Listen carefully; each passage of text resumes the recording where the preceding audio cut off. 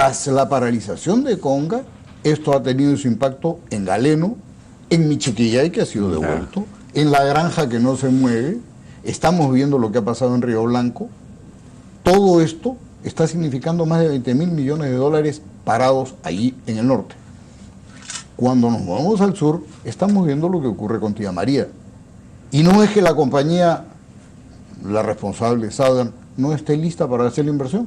Ha levantado los dineros, está lista para ejecutar, pero no lo puede hacer por razones... ¿Pero la responsabilidad es íntegramente del Estado o hay una responsabilidad de la empresa también en no haberse manejado bien con la población? A ver, Jaime, fíjense, yo lo que creo es que hay proyectos de cierta dimensión que son de interés nacional.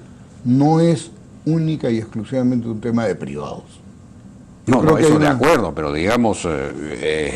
Por eso justamente es que desde Confiep y desde los diferentes sectores le decimos al señor presidente de la República que tiene que actuar bajo su potestad, convocar, liderar y convocar a las distintas fuerzas sociales, políticas, empresariales, indicando cuál es el objetivo que queremos lograr para los próximos años, porque él tiene la responsabilidad de gobernar hasta el 28 de julio del año que viene, y tiene que ocuparse de que haya una transición ordenada. Bueno, pero no hay, digamos, confianza en el gobierno, porque cuando el ministro Segura habla de los espíritus animales de los empresarios, es decir, se refiere... Bueno, es muy difícil de traducir esto, ¿no? De explicar qué cosas son los espíritus alemanes, quizás lo puedes explicar. No hay confianza, digamos. Yo empezaría por el principio. Nosotros tomamos las palabras del presidente separando la forma del fondo. La forma es el estilo que el presidente tiene. Ese es su estilo y es su forma de decir algo. El fondo... vemos que es mucho más importante que la forma, vemos que es una persona que de alguna manera está diciendo el Estado debe ser promotor y estamos promoviendo la inversión y el privado debe ser el que genere riqueza y progreso y invertir dentro de este marco. Eso es importantísimo.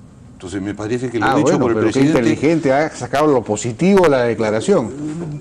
Tomo el fondo del tema, o sea, no es una persona que esté diciendo el Estado es el que va a invertir pero lo que está tomar una fábrica o algo así. Lo que está diciendo el presidente también es, bueno, el Estado ya hizo todo lo que podía hacer, ahí puede haber una discusión, y el privado no está respondiendo. Es que es exactamente eso lo que está haciendo, y en ese sentido, yo como peruano y como una persona que está frente a un emprendimiento, estoy agradecido de que se ponga en la mesa. No importa los términos, no voy a, digamos, darle más valor a la forma que al fondo de las cosas. Bueno, está poniendo en la mesa el tema de la inversión privada. Y eso es lo importante. De acuerdo. Que el presidente señale que es eso. Y inicialmente se lo dice a los empresarios. Después se dirige a sus ministros. Y también les exige hoy día, les dice, señores, pónganse las pilas. Y excelente que se ponga este tema en la mesa. Me parece bien lo que dice Minería, que dice, señor, yo estoy trabado en muchos trámites y otras cosas. Eso es lo que necesitamos. Se necesita poner temas serios en la mesa que son relevantes. En este caso, cuando vemos la inversión, bueno, analicémoslo. Porque, pero, digamos, está bien, pero vuelvo a la pregunta inicial. La inversión privada se está ya no desacelerando, está cayendo por debajo, está creciendo negativamente, no está creciendo, está decreciendo.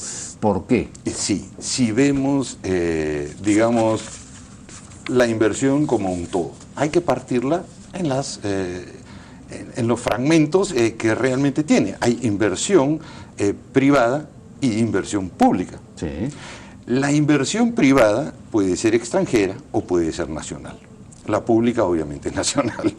La inversión privada pública, o sea, el Estado central, más las municipalidades, más las regiones, ha descendido la inversión en el primer trimestre del año en 26.5%. La inversión extranjera ha disminuido en 10% bruta.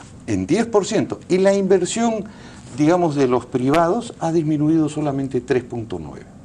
Entonces, si la inversión pública, digamos, baja un 26.5% por diversas causas, que son motivo de análisis y de discusión, es el 20% de las compras. Nosotros, el Estado, es el principal comprador de papel, de uniformes, de una serie de muebles de madera. Entonces, si el Estado, nuestro principal, digamos, comprador en general en el mercado, que compra el 20% de lo que producimos, disminuye un 20 y tantos %, obviamente no podemos invertir más. Punto número 2, y que es muy importante, la inversión extranjera también es una fuente de trabajo. Una mina que viene con inversión de afuera, son equipos que nosotros hacemos, fabricamos para las mineras.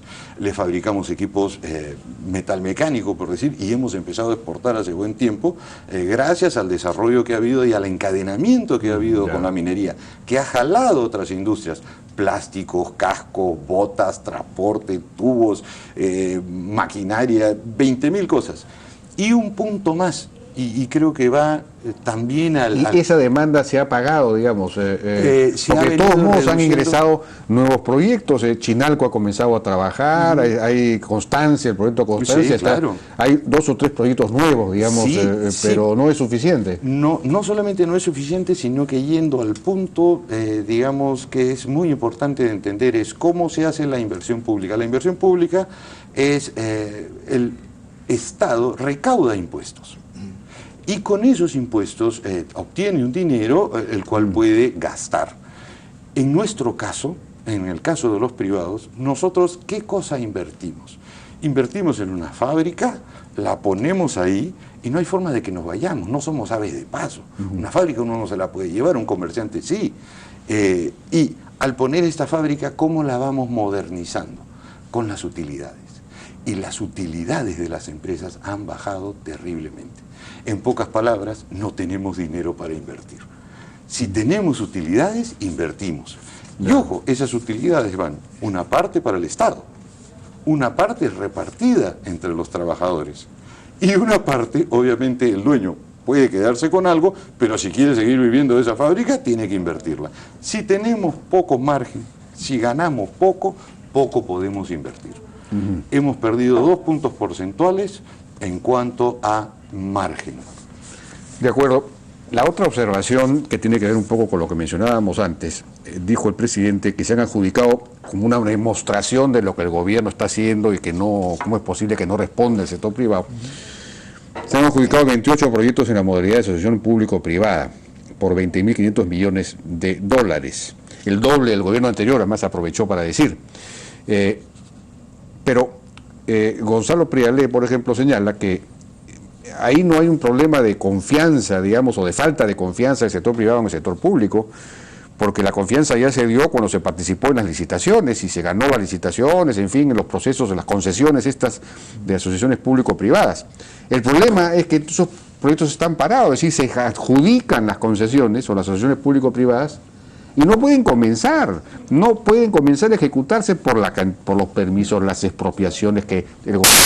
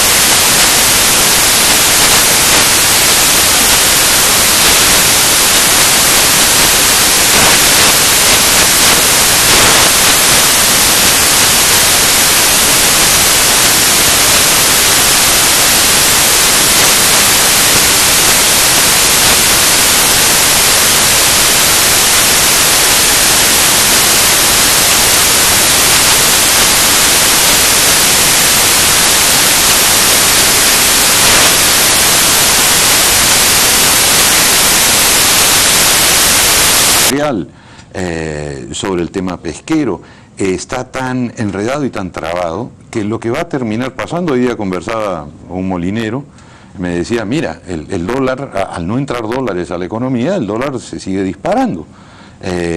Menos dólares porque menos exportaciones. Entonces, ¿qué cosa termina sucediendo? El trigo, el maíz, alimentos como el pollo, el pan, el tallarín, van a empezar a subir.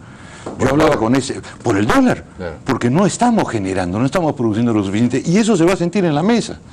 Entonces, cuando yo conversaba con él, le decía, ¿pero cómo están haciendo con el dólar? Me decía, nada, ahorita estamos bajando nuestro margen hasta donde podamos, pero va a llegar un momento en que vamos a tener que subir. ¿Qué está pasando con la...? Porque un sector que se desarrolló mucho en los últimos 20 años ha sido las exportaciones no tradicionales. No solo las agroindustriales, también las textiles y otras industriales, bueno, la metalmecánica, en fin. Así es. ¿Qué está...? Eso, hay una retracción también, las exportaciones no tradicionales se mantenían creciendo cuando las tradicionales ya habían dejado de crecer. Exacto. Pero ya han empezado a decrecer también. ¿Qué está por qué? Tocaste el punto del textil, el punto de los textiles. El textil el día de hoy es el campeón en caída, es el que más ha bajado. Sí. Es un sector que convoca muchísima gente y muchísimas empresas de todo tamaño. Grandes, pequeñas, medianas, micro, y es un sector que, conversando con nuestro presidente de Comité Textil, me decía, porque yo le decía, pero ¿cuál es tu gran problema? Me decían, bueno, primero tenemos un problema de mercado, innegable. Argentina, Venezuela, me nombraba una serie de países que se han ido cerrando a las exportaciones textiles peruanas. Segundo, me decía, una suma infinita de cosas. Entonces, no es que vamos a morir de un balazo, sino de 100.000 picaduras de mosquito. Entonces, sí, me decía, me pican acá, me pican allá. Entonces, me decía la ley de seguridad y salud en el trabajo. Y seguridad y salud en el trabajo. Entonces, eso me implica un gasto de 50.000. Lo han modificado un poco, pero no totalmente. No totalmente, y les cuesta $50.000 al año. Me decía, otra norma, otros 50.000, otra norma, otros 50.000. Entonces, como decía uno, me pones una buena norma, justificada, así que está muy bien, encima me pones otra que es muy buena, encima me pones otra que es muy buena, el resultado de todas es una porquería que nadie puede pasar. Y eso es un poco lo que nos está pasando, demasiadas normas, demasiados trámites, que están haciendo que seamos menos competitivos. Felicito al presidente por poner en la mesa el tema de la inversión, porque ese tema de la inversión va a hacer que discutamos temas realmente importantes para el Perú y nos va a llevar ¿hay reuniones entre la Sociedad Nacional de Industrias y el gobierno, el Ministerio de la Producción, para digamos, reducir todos estos sobrecostos? El Ministerio de la Producción, y se lo digo, este gobierno ha hecho un análisis que está en el plan de diversificación productiva, que si uno lo lee, es clarísimo. El diagnóstico es clarísimo. Lo que está faltando, de alguna manera, es diálogo, y en eso tiene razón, y en eso todos debemos participar, no tanto para la crítica, sino para contribuir. Para decir, oiga, ¿qué es lo que hay que resolver? Exacto, y yo creo que ellos están conscientes un poco de eso, pero ahí caen en esta maraña del Estado, de normas, de trabas, de inclusive esa sospecha de que cuando uno se acerca al Estado es para sacarle algún provecho, para ponerse de acuerdo, que hay algo bajo la mesa. Y por eso decía el principio de la buena fe. Debemos recuperar el principio de la buena fe, para mí bajar un poco el ruido político y sí sentarnos a conversar con seriedad, porque el futuro del país es el que está en juego. El presidente tiene 365 días más, bueno, menos. Estamos sobrediagnosticados, tenemos que trabajar y ejecutar. Pero yo creo que Martín Pérez no se equivoca y me auno a lo que él dice, que hay que ir a conversar y poner soluciones. No quisiera que se cierre esto sin mencionar un caso de cómo se traba la propia administración. El Hospital Goyeneche, ya obsoleto, tendría que ser reemplazado. No se puede tocar porque lo están declarando, lo están considerando monumento cultural.